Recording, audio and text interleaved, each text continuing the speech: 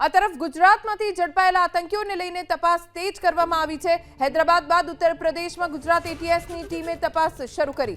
ઉત્તર પ્રદેશના આતંકી આઝાદ શેખ અને મોહમ્મદ સોહેલ ખાનના ઘરે એટીએસની ટીમે સર્ચ ઓપરેશન હાથ ધર્યું। કેરાનાના જિંજાના ગામમાં આતંકી આઝાદ ખાનના ઘરે તપાસ કરવામાં આવી। લખીમપુર ખીરીમાં આતંકી મોહમ્મદ સોહેલ ખાનના ઘરે પણ સર્ચ ઓપરેશન કરવામાં આવ્યું। આતંકી મોહમ્મદ સોહેલના ઘરેથી કાળો ઝંડો મળી આવ્યો છે। કાળા ઝંડામાં ઉર્દુ ભાષામાં લખાણ છે। આ બંને આતંકી કટ્ટરવાદી વિચારધારાના પુરાવા મળ્યા છે। લખીમપુર ખીરીમાં આતંકી મોહમ્મદ સોહેલ ખાનના ઘરે પણ સર્ચ ઓપરેશન કરવામાં આવ્યું। કાળા ઝંડા તેના ઘરેથી મળી આવ્યા છે। આ કાળા ઝંડામાં ઉર્દુ ભાષામાં કોઈક લખાણ પણ લખવામાં આવ્યું છે।